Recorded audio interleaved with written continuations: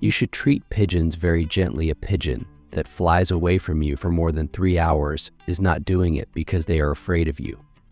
They know exactly what they are doing when it is feeding time. They know it's food and come close without being afraid, but at the same time, they are afraid of you when they fly.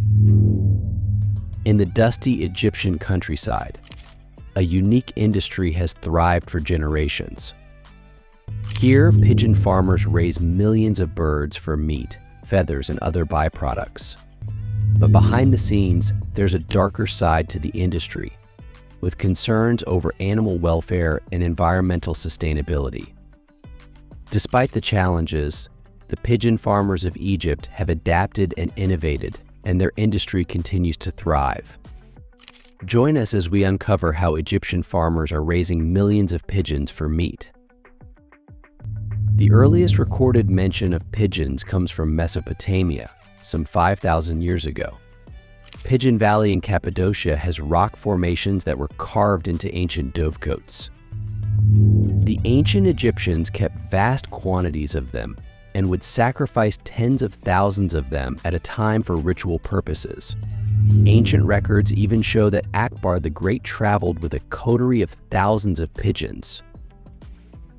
The domestic pigeon was brought to the Americas by European colonists as an easy source of food and as a messenger.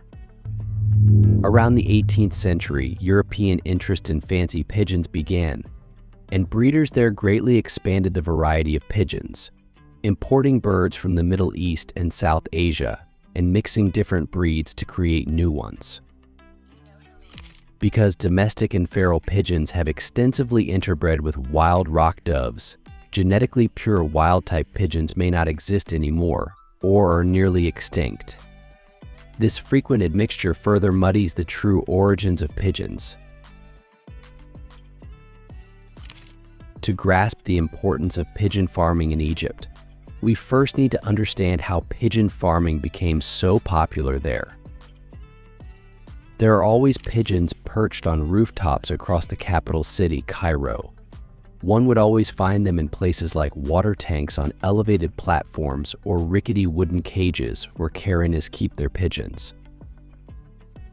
It has been established that pigeon keeping is a tradition that is way older than ancient Egypt itself.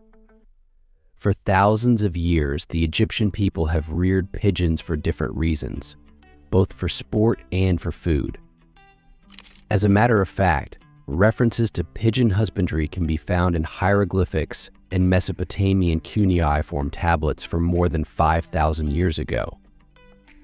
As opposed to the US, where pigeons are considered little more than rats with wings, pigeon meat is highly prized for its moist, dark tenderness in much of the rest of the world, and Egypt is not an exception.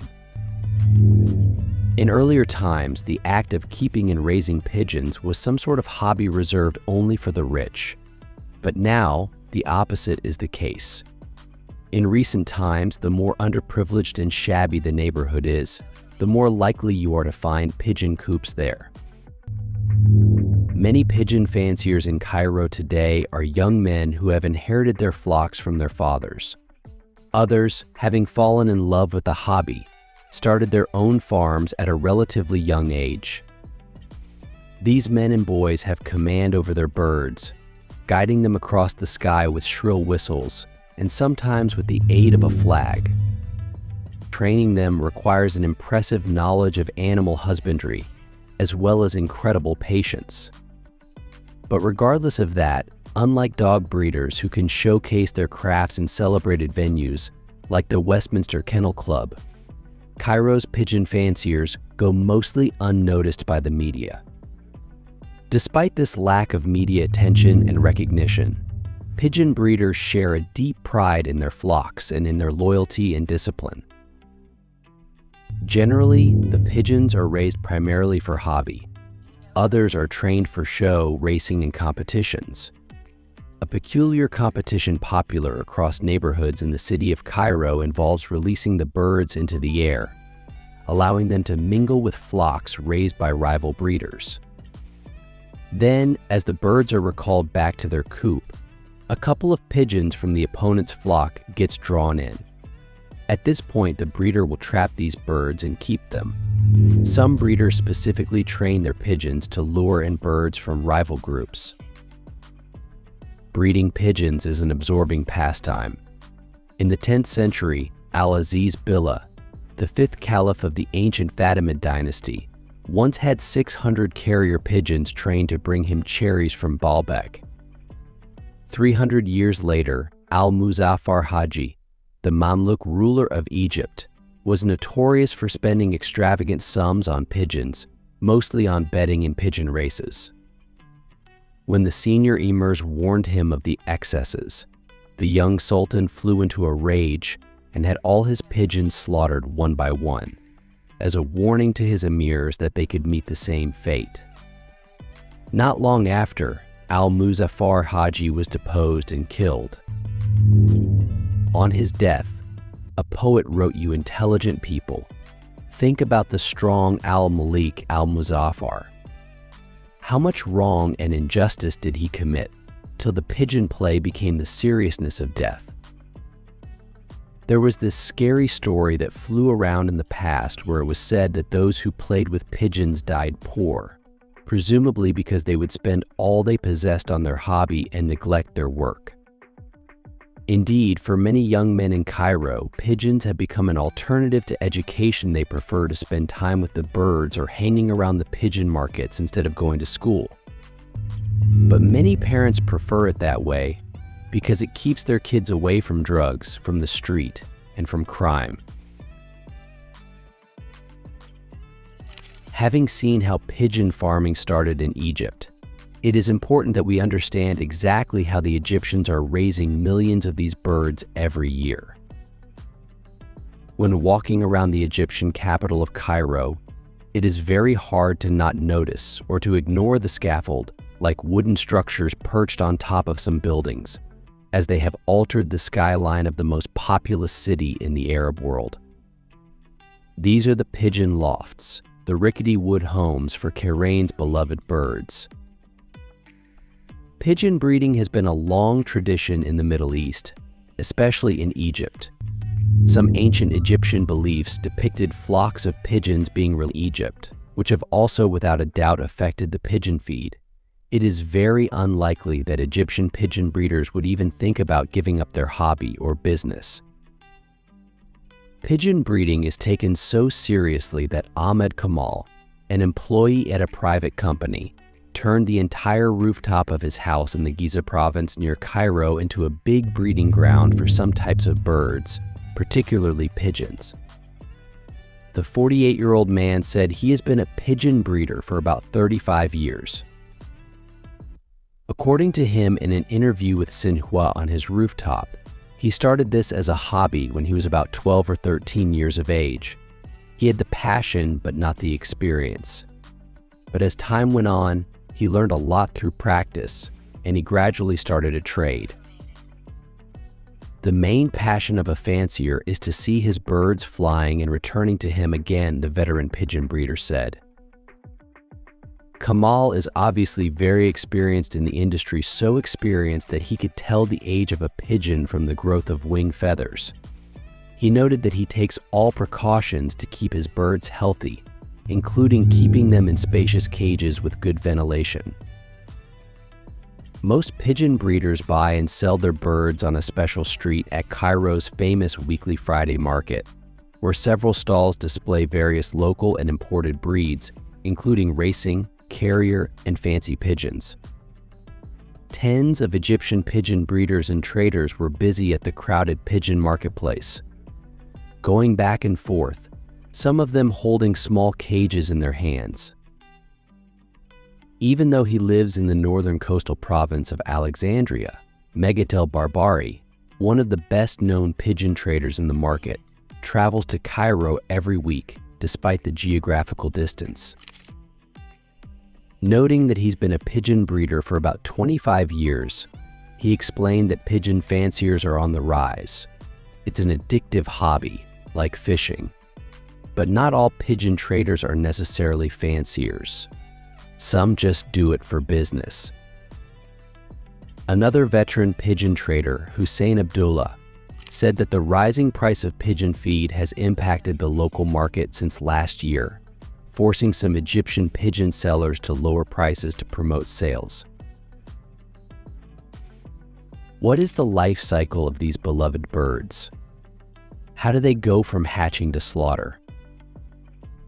Pigeons reach mating age just within 7 to 8 months of their birth. Their life expectancy varies, though, between 5 and 15 years based on certain environmental factors. Once paired, they mate every consecutive season, and one unique thing about them is that they mate for life. They only change their partner if their partner dies or is lost. The loyalty of pigeons is proven in the sense that, in the case of a lost partner, they wait one entire season for them to return before moving on. This behavior is absolutely stunning. About 8 to 12 days after mating, the female lays 2 eggs in a span of 2 to 3 days. Usually the male is around guarding while the female lays the eggs. The eggs are brilliant white, similar to chicken eggs, although significantly smaller for obvious reasons. Both males and females participate actively in incubating and protecting the eggs. The male does the day shift, sitting on the eggs from dawn. The female, meanwhile, gathers food for both of them and takes charge from late afternoon to the next day's dawn. The female gets its sleep during the day, while the male sleeps during the night. While one of them sits on the eggs, the other maintains vigil about 5 to 10 meters away. This behavior is extremely coordinated, another unique trait of pigeons. Pigeons are not only protective of their eggs, but are also extremely protective of their young, more so than when the eggs weren't hatched. The male is a bit timid, though, and will flee if anything comes too close. The female, on the other hand, is the strong one and will even put up a fight to protect the newborns. The female would try to slap a person with its wings, even if the person was just taking a photograph of it. That's some unconditional love you don't see every day. Pigeons are one of the only 3 birds known to be able to produce milk to feed their squabs. Pigeon milk is produced in the crop as a body organ that is used to store food before digestion. The crop milk contains ample amounts of antioxidants and immunity-boosting elements, helping the squabs grow strong. Once the milk is produced, it is regurgitated and fed to the squabs. The babies grow quickly; they double their size within a week. As time passes, the squab's feathers start changing color from yellow to gray, completely transforming eggs on bare surfaces. So getting rid of a pigeon infestation isn't as simple as removing their nest, unfortunately. Another significant challenge is the issue with bird droppings. If you've ever looked up and noticed a pigeon perched on a building, chances are it was surrounded by many other pigeon friends. Birds tend to stay in groups, which means that their droppings can cause significant problems. Pigeons in particular can flock together in groups of 500, which can get out of hand very quickly.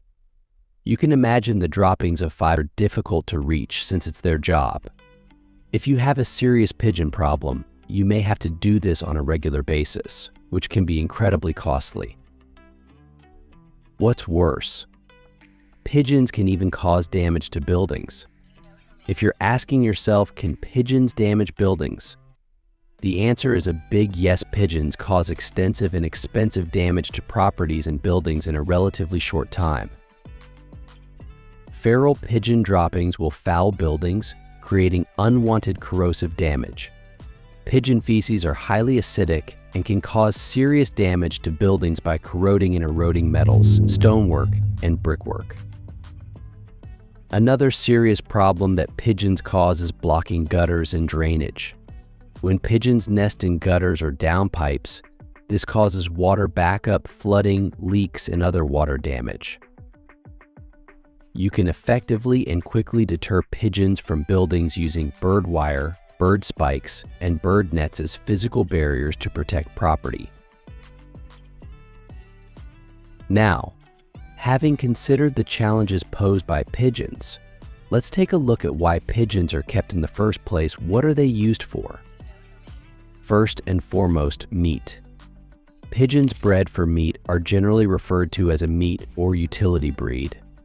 The term squab can either refer to young birds or the meat harvested from them. These birds grow to a very large size in the nest before they fledge and are able to fly during this stage of development. They are often fattier and seen as being tastier than the fully flighted adults. Squabs during this stage are valued as food in Neolithic and early agricultural communities. They were an easy and reliable source of protein. The birds required only reliable sources of grains and water, which they independently foraged for to enter breeding conditions, and the rock formations they nestled in would have made for attractive dwellings for early humans. Pigeon meat, both from squabs and from adult birds, is still a source of protein for people worldwide. Breeds of pigeons harvested for their meat during adulthood are collectively known as utility pigeons. For commercial meat production, a breed of large white pigeon, the king pigeon, has been developed through selective breeding. Coupled with their honed sense of direction, the flight speed of a homing pigeon made them a reliable, oftentimes these from approximately 100 kilometers to 1,000 kilometers. Despite these lengths, races can be won and lost by mere seconds. So many different timing and measuring devices have been developed. The traditional timing method involves rubber rings being placed into a specially designed clock, whereas a newer development uses RFID tags to record arrival time.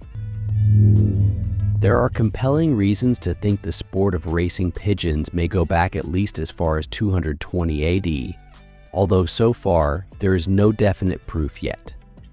Furthermore, it is recorded in the Mishnah that pigeon racers are forbidden from bearing witness. The sport achieved a great deal of popularity in Belgium in the mid-19th century. The pigeon fanciers in Belgium were very interested in the hobby.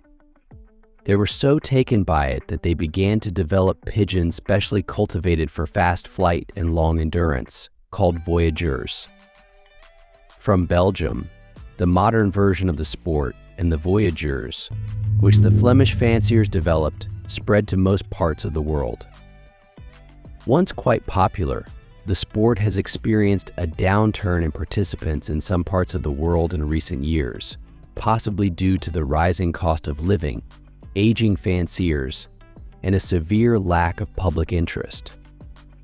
Hypersensitivity pneumonitis caused by pigeons is also a reason why some people are leaving the sport. A recent development in the sport of pigeon racing is what is called one-loft racing, where birds are raced against each other under the same training regimen and from the same location. The principle is to find the best individual race bird, irrespective of the race trainer. This will determine which bird is the most successful and attention will ultimately be placed on it.